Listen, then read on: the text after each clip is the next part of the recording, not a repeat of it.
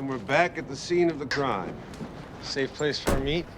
Hey, boss, you sure know what you're doing? Ratings gold. Hello, Jerry. I hope for your sake you came alone. I did. It's just me and my cameraman, Neil. Man, the only thing that surprises me is the way you lie. The truth is subjective. Truth is absolute. People are subjective.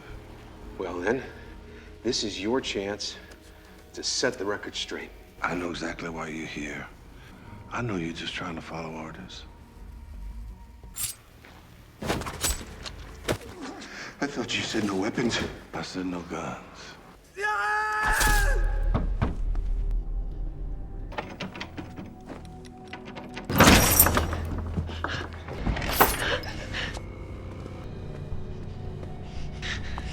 I'll scream. I hope for nothing less. We're here to ask a few questions. And for your sake, we better like the answers. Now put down the knife. Haven't you been watching the news this week? It's not safe anymore for people in your profession. Yours either.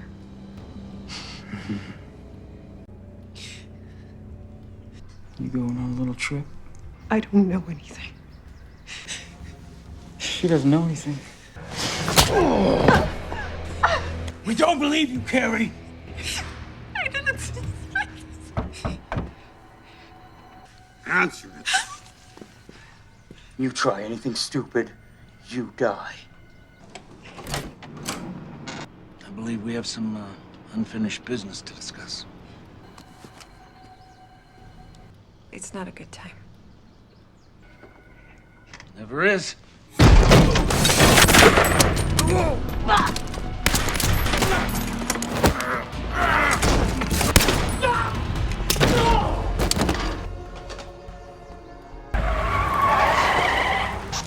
They're in the alley.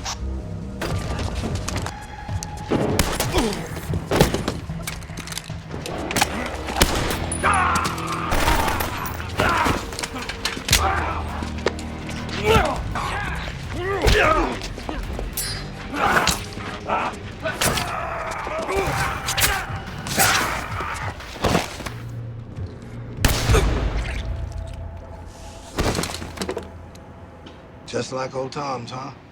Me saving your life and your hooker girl flying up into the wind. Oh, I'm gonna stop you, boy. Tomorrow, midnight, Devil's Garden, come alone.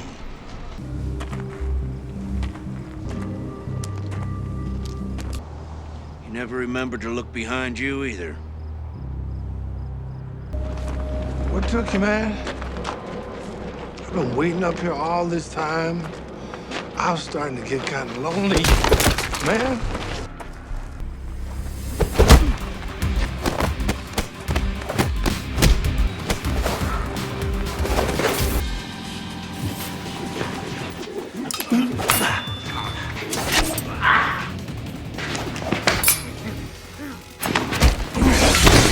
The FBI, stay where you are, or we'll open fire.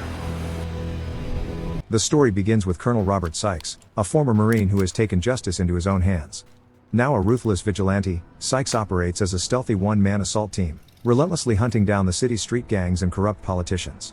Standing atop the cross building with his sniper rifle in hand, he patiently watches the streets below, waiting for a group of criminals to arrive for a shady deal. Soon, a gang of drug dealers arrives and begins their transaction. First show me the money, then we can talk business. Clean and uncut, straight from the source. In the middle of their exchange, Colonel Sykes opens fire and kills a dozen of them.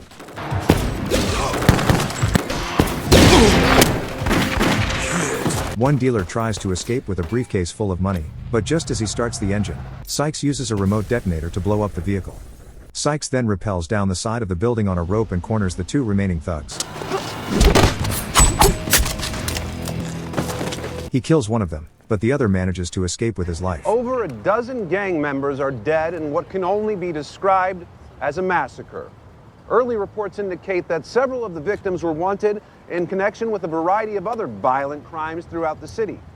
Now, if you take a look behind me here, you can see that many of them are... The following morning, The police captain and a team of officers led by Detective Patterson arrive at the murder scene. Most of them were shot. One was blown up. One got a knife to the throat. Detective Patterson climbs up the rooftop tower and finds a special FBI agent named William Porter waiting there. He's using this rooftop as a staging ground. Tell me, which him?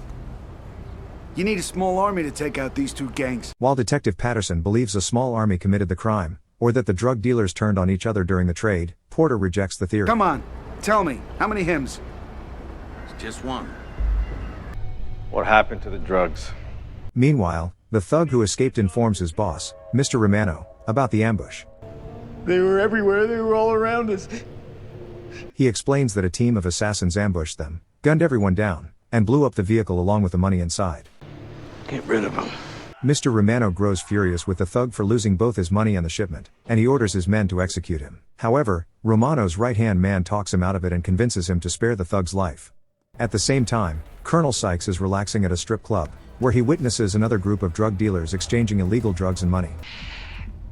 Tell him I'll be back as soon as I can. One of the dancers, Carrie Green, receives a phone call from her child's school informing her that her son is sick and needs to be picked up. As soon as she walks out, Colonel Sykes also leaves the club. Once outside, he uses a remote detonator to blow up the building, killing all the drug dealers inside. Breaking news. Channel 4 is on the scene at the Snake Eye Strip Club. We are hearing that an apparent bomb or other incendiary device has annihilated this building. Bomb squad officials report that only a military-grade bomb could cause a destruction of this magnitude, and it is assumed to have been remotely detonated. The question remains, whom would be capable of getting a hold of such a device? Detective Patterson quickly arrives at the new crime scene and realizes that the killer is a vigilante trying to wipe violent gangs out of the city, especially since Sykes cleverly planted the bomb so that the 3 dancers inside survived unharmed. Miss, you have to stay back. I was just here. Carrie Green eventually returns and tells Agent Porter about the creepy man she saw before leaving the club, though she cannot provide many details. Well, you might want to talk to her. She was here earlier today.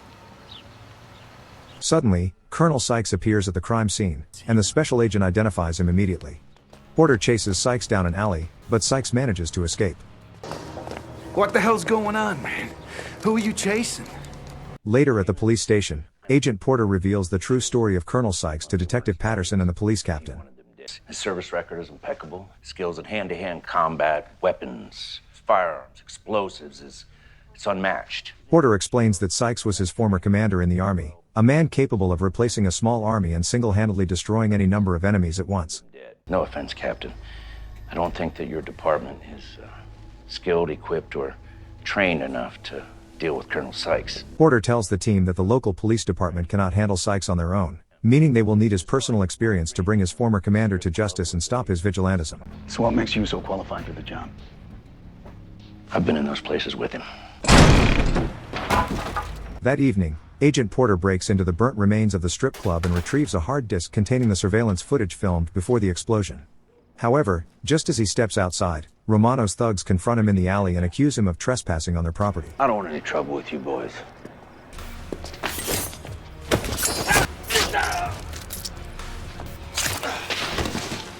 Porter defeats the thugs using brutal force, but one of them escapes.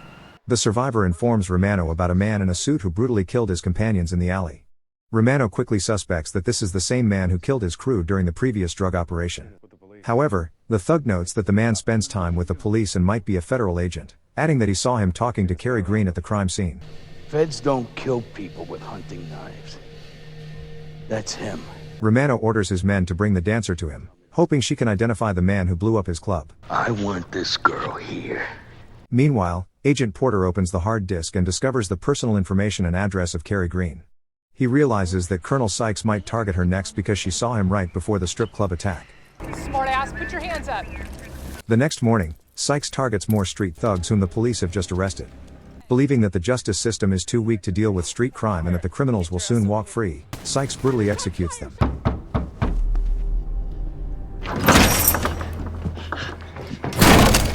Later that day, Romano's thugs break into Carrie Green's house and demand information about the bombing. Now put down the knife. You remember Mr. Romano?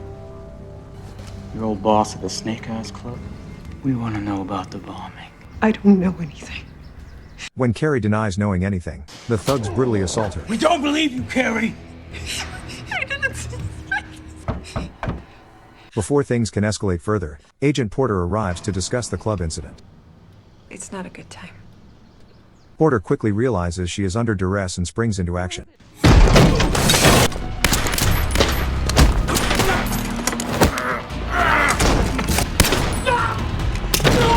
With perfect precision, Porter takes down all the thugs and moves Green away from her apartment because it is no longer safe. However, more of Romano's armed men ambush them in an alley.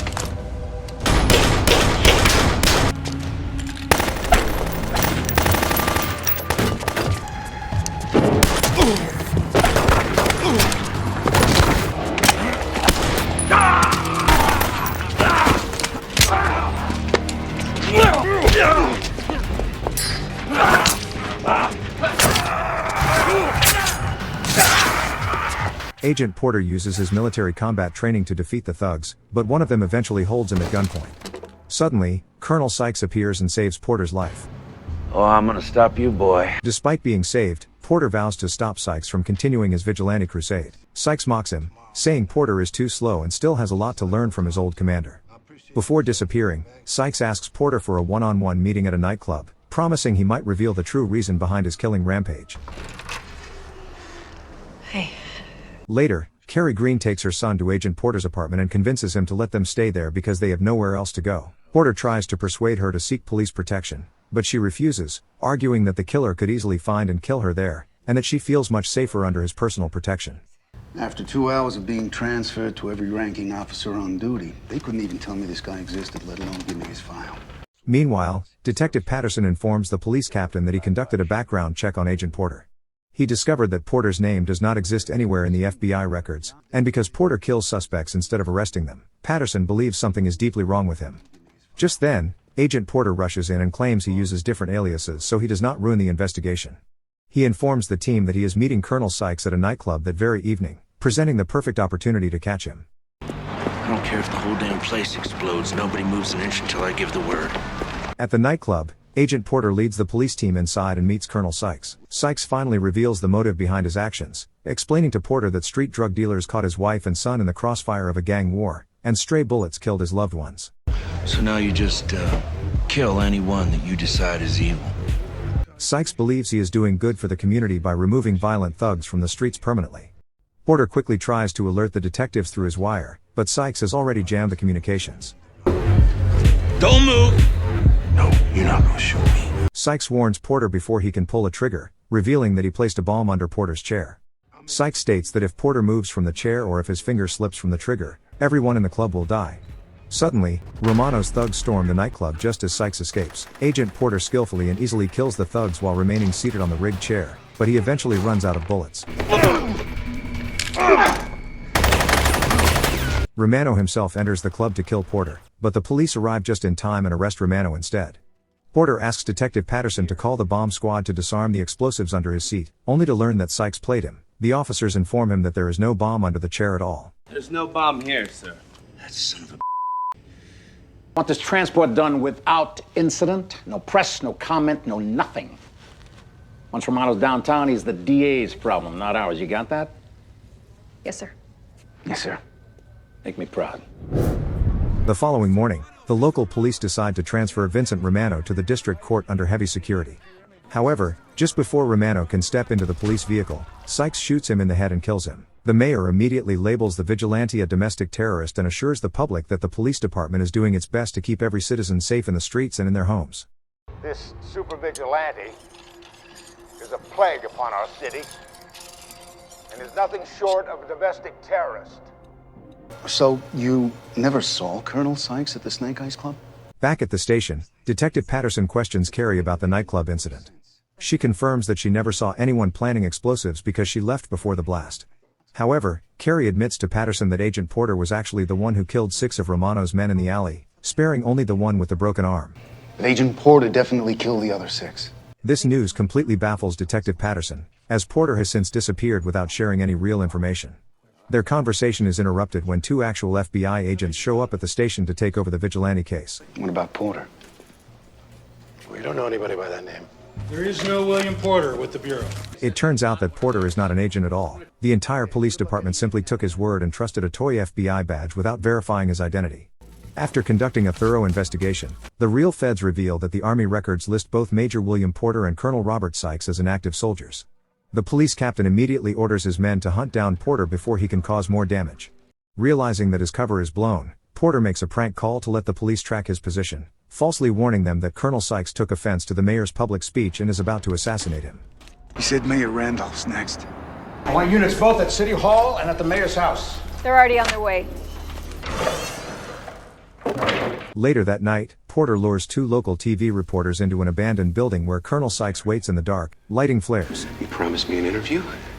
That's why I'm here. Sykes brutally kills the reporters, punishing them for ignoring the crimes committed by street thugs and only reporting stories when those thugs are killed.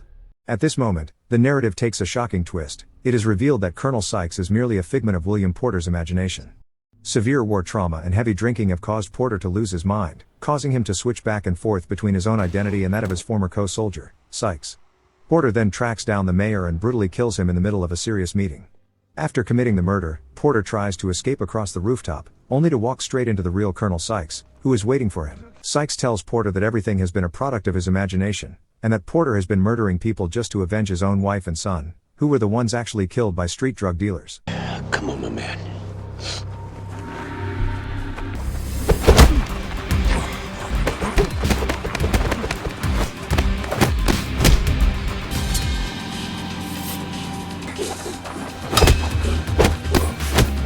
Just as the 2 men engage in a grueling knife fight to kill one another, FBI agents in a helicopter open fire on them. The gunfire forces Sykes to dive through a glass skylight, crashing into the building below. Sykes survives the fall, but when the police surround the area and order a surrender, Sykes detonates his explosives. The blast kills the psychotic William Porter on the spot while Sykes disappears into the chaos. When the dust settles, the feds still refuse to believe Sykes ever existed, maintaining the theory that Porter acted entirely alone. There wasn't a William Porter. All I know is the super vigilante is dead. The story ends with Detective Patterson telling Carrie Green that Agent Porter was actually the super vigilante and a killer rather than a savior, advising her not to lose any sleep over him. Subscribe for more dramas like this and don't forget to like this video, it really helps the channel grow.